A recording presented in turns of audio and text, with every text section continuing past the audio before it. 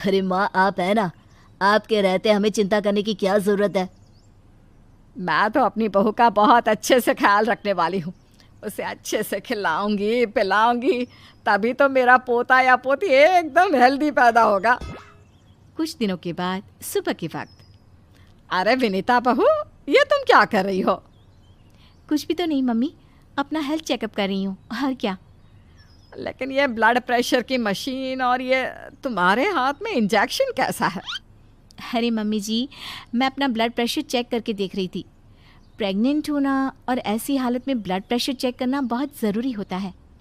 लेकिन बेटा, इन सब कामों के लिए तुम्हें डॉक्टर के पास जाना चाहिए।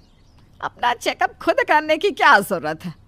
और ये इंजेक्शन किस लिए लाई हो? मम्मी जी, इससे मैं अपना ब्लड सैंपल लूँगी और हॉस्पिटल में जाकर अपना ब्लड चेक करवा लूँगी। अरे ऐसा भी कोई करता है भला? अपने खुद के हाथ से खुद का ब्लड सैंपल भी कोई निकालता है क्या? मम्मी जी, ये मेरा रोज़ का काम है, इसमें क्या है। मैं जब खुद से ये सब कर सकती हूँ तो किसी और से क्यों करवाऊँ। अच्छा ठीक है, जैसा तुम्हें सही लगे।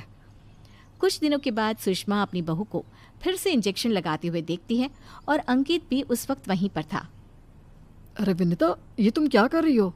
तुम प्रेग्नेंट हो, इस तरह खुद को इंजेक्शन लगाने की क्या ज़रूरत है? अब तू ही समझा बेटा। पिछली बार भी अपना ब्लड सैंपल खुद ही कलेक्ट कर रही थी, तब भी मैंने इसे समझाने की कोशिश की थी, लेकिन ये तो मेरी बात सुनती ही नहीं।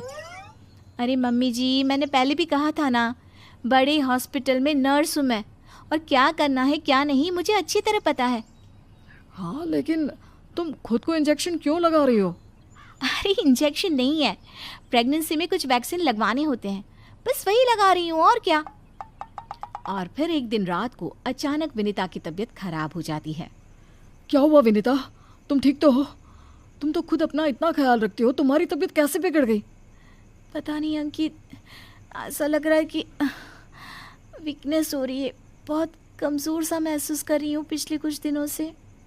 तुमने तो अपना ब्लड सैंपल दिया था ना हॉस्पिटल में, उसकी रिपोर्ट आई या नहीं? कल सुबह ही आ जाएगी, तब सब कुछ पता चल जाएगा। अगले दिन सुबह के वक्त। विनीता, तुम्हारी ब्लड रिपोर्ट तो आ चुकी है। तुम्हारी बॉडी में तो आयरन की बहुत कमी है, देखो तो ज़रा। अरे हाँ, इसके हिसाब से तो मुझे ब्लड चढ़ाना चाहिए, वरना डिलीवरी के वक्त बच्चे को प्रॉब्लम हो सकती है। मैं एक काम करती हूँ, ब्लड चढ़वा लेती हूँ। ऐसा कैसे ब्लड चढ़वा लेती हूँ? पहले डॉक्टर से जाकर पता करो और हॉस्पिटल में जाकर ब्लड चढ़वाओ। ये सब काम बिना किसी डॉक्टर की सलाह के नहीं करना चाहिए। मम्मी जी, आप फिर से शुरू हो गई ना। क्या करना है क्या नहीं मैं अच्छे से जानती हूँ, मैं खुद कर लूँगी। और विनीता हॉस्पिटल से ब्लड की बोतल का इंतज़ाम करती है और खुद अपने ही हाथों से खुद को घर में रहकर ब्लड चढ़ा लेती है। अगले दिन। विनीता, अब तुम्हारी तबीयत कैसी है? देखो, मुझे पता था ब्लड चढ़ते ही मेरी सारी वीकनेस दूर हो जाएगी। मुझे बहुत अच्छा लग रहा है, एकदम ठीक हूँ मैं। कुछ दिनों के बाद विनीता की प्रेगनेंसी का 8वां महीना शुरू हो चुका था और एक दिन सुबह के वक्त विनीता अच्छे से तैयार होकर अपने कमरे से बाहर आती है। क्या हुआ विनीता, सुबह सुबह कहाँ जा रही हो? बहुत दिन हो गए हॉस्पिटल नहीं गई, सोच रही हूँ आज ड्यूटी पर चली जाती हूँ। डॉक्टर का भी फ़ोन आया था अभी अभी। लेकिन बेटा, अब तुम्हारा 8वां महीना चल रहा है, ऐसी हालत में तुम्हें घर में आराम करना चाहिए और डिलीवरी करवाने तो बिल्कुल भी नहीं जाना चाहिए। लेकिन क्यों मम्मी जी, डिलीवरी करवाने में क्या प्रॉब्लम है? ये तो मेरा जॉब है और हॉस्पिटल में दिन रात यही तो करवाती थी। आपने कहा कुछ दिन काम पर मत जाओ, इसलिए नहीं गई। हाँ मम्मी, वैसे विनीता ठीक ही तो कह रही है, उसका रोज़ का काम है ना ये। तुम आजकल के बच्चे ना कुछ नहीं समझते।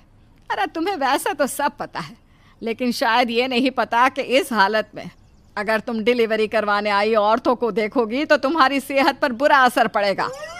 अरे मम्मी, ऐसा भी कुछ होता है क्या?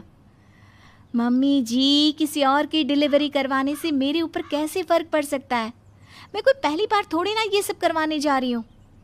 विनीता अपनी सास की एक नहीं सुनती और हॉस्पिटल चली जाती है। वहाँ से वापस आने के बाद, अरे मम्मी जी, आपको मेरी बहुत चिंता हो रही थी ना, ये देखिए मैं बिल्कुल ठीक ठाक हूँ, अब आपको परेशान होने की ज़रूरत नहीं है। और जानती है, पूरी 5 डिलीवरी करवा कर आई हूँ, वो भी नॉर्मल वाली। देखा मम्मी, मैंने कहा था ना विनीता को नहीं होगा कुछ भी। वो बिल्कुल ठीक है। चलो अच्छा है बहू, मैं भी तो यही चाहती हूँ कि तू एकदम ठीक रहे। और आजकल जिसे देखो उसके ऑपरेशन से बच्चे होते हैं, ये देख देख करना बहुत डर लगता है। चिंता मत कीजिए मम्मी जी, मुझे कुछ नहीं होगा।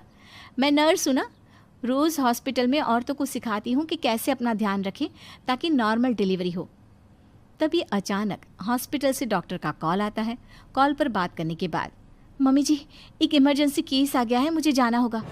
अरे लेकिन अभी तो आई हो, कैसी डॉक्टर है तुम्हारी? उसे पता नहीं चलता क्या कि तुम प्रेग्नेंट हो? ऐसी हालत में तुम्हें ना बुलाए। अरे नहीं मम्मी जी, डॉक्टर की भी मजबूरी है। कह रही थी काफ़ी सीरियस केस है और हॉस्पिटल में उन्हें किसी दूसरी नर्स पर इतना भरोसा नहीं जितना मुझ पर है। मुझे लगता है कि तुम्हें मना कर देना चाहिए बहू। कुछ नहीं होगा मुझे मम्मी जी, मैं अभी डिलीवरी करवा के आती हूँ।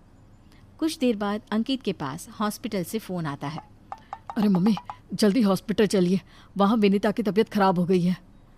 हे भगवान, सब ठीक करना, मुझे तो पहले ही डर लग रहा था। अंकित और सुषमा हॉस्पिटल पहुँचते हैं। क्या हुआ विनीता को? वो क्या है ना, विनीता एक नॉर्मल डिलीवरी करवा रही थी। केस बहुत ही सीरियस था और उस लेडी को बहुत ज़्यादा प्रॉब्लम हो रही थी। क्योंकि विनीता खुद प्रेग्नेंट है तो वो अचानक से घबरा गई और उसे लेबर पेन शुरू हो गया। लेकिन अभी तो मेरी बहू का सिर्फ 8वां महीना चल रहा है। देखिए ऐसा हो जाता है, उस औरत को दर्द में देखकर घबराहट की वजह से विनीता को ये हुआ है। अरे डॉक्टर, लेकिन डरने की कोई बात तो नहीं है ना? नहीं नहीं, ऐसा कुछ नहीं, हमने उसे एडमिट कर लिया है। तभी सब देखते हैं कि विनीता अपने हाथ में एक छोटे से बच्चे को लिए बाहर आती है। अरे विनीता, तुम्हारी तो तबीयत ठीक नहीं थी, तुम्हें दर्द हो रहा था, तुम बाहर क्यों आ गई? अरे दर्द हो रहा था तो क्या हुआ, मैंने वो दवाई ले ली जिससे जल्दी आने वाले लेबर पेन रुक जाते हैं। और वैसे भी डॉक्टर, उस औरत को मेरी ज़रूरत थी, उसकी देखभाल के लिए मुझे ठीक होना ही था।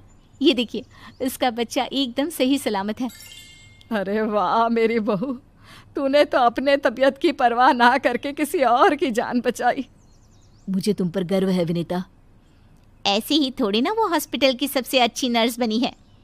मैंने कहा था ना मम्मी जी, मैं नर्स हूँ, मुझे अपने से पहले दूसरों की तकलीफ़ दिखाई देती है और मैं पहले अपने मरीज़ों की जान बचाती हूँ, फिर खुद की।